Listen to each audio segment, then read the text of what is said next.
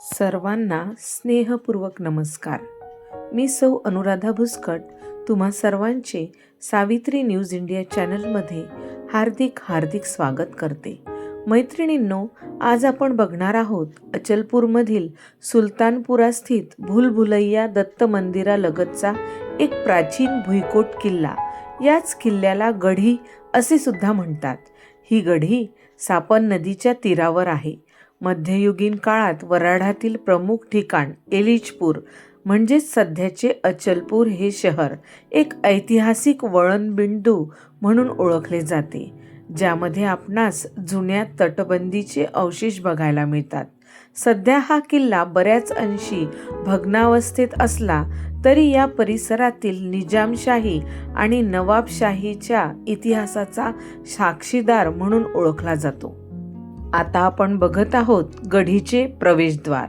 हे प्रवेशद्वार दगडविटांचे असून त्याला लाकडी दरवाजा बसवला आहे. शत्रूपासून संरक्षण करण्यासाठी या द्वारावर टोकदार भाल्यांसारखे अंकुश लावण्यात आलेले आहेत. येथून आत प्रवेश केल्यानंतर आपणास छान सपाट मैदान असल्यासारखे दिसते, ज्याच्या चारही बाजूंनी आपणास तटबंदी दिसून येते. गढीच्या उजव्या बाजूस नगर परिषदेची प्राथमिक शाळा आहे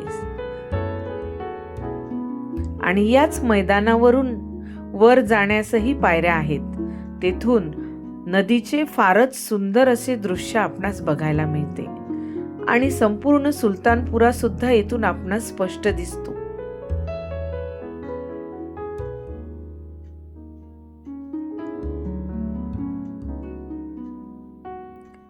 नुकतीच शिवजयंती झाली आहे.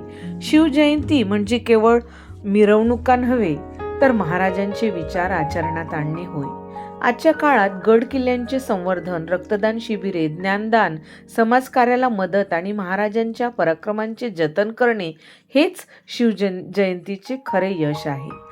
अखिल भारतीय श्री स्वामी समर्थ सेवा व आध्यात्मिक विकास मार्ग दिंडोरी प्रणीत व स्वामी समर्थ गुरुपीठ त्र्यंबकेश्वर आयोजित पर्यावरण प्रकृती विभाग अंतर्गत व्यापक दुर्ग संवर्धन अभियान हाती घेण्यात आले आहे. या अंतर्गत रविवारी 22 फेब्रुवारी रोजी अभियानांतर्गत राज्यभरातील 350 पेक्षा अधिक गडदुर्गांवर स्वच्छतेसह विविध उपक्रम राबवण्यात आले आणि याच उपक्रमांतर्गत आदरणीय रेखाताई गिरंज यांच्या मार्गदर्शनाखाली अचलपूर येथील गढीवर स्वच्छता अभियान राबवण्यात आले. तसेच गढीवरील पशु, पक्षी, वृक्ष, वेली, आयुर्वेदिक वनस्पती, जैवविविधता इत्यादींची माहिती सुद्धा संकलित करण्यात आली. या अभियानाची प्रमुख वैशिष्ट्ये म्हणजे किल्ल्यावरील देवस्थानाचा मानसन्मान व स्वच्छता, ऐतिहासिक भौगोलिक माहितीचे आदानप्रदान, किल्ल्याजवळील गावांमध्ये ग्राम अभियान, पशुपक्षी संवर्धन, जैवविविधता संवर्धन व बीजारोपण व संवर्धन होय. या कार्यक्रमामध्ये प्रामुख्याने महिला व बालकल्याण समितीच्या अध्यक्षा सौ दुर्गाताई सोनपरोते व नगरसेवक श्री अक्षयदादा पखाले व नगरसेविका पद्मिनीताई बेंडे उपस्थित होत्या. या अभियानाकरिता नाकीलताई, भांडेताई, महाजन परिवार, सौ राखीताई लादे, जयाताई भागवत, घुटे परिवार, इसासरेताई, लांबाडेताई, रिसोरकरताई, ज्योत्स्नाताई ठाकूर, सावंतताई, कस्तुरेताई, घटाळेताई, नवलकरताई, पंचभय्येताई, रायकवारताई तसेच शर्माताईंनी, माकोडेताईंनी व पांडवताईंनी परिश्रम घेतले.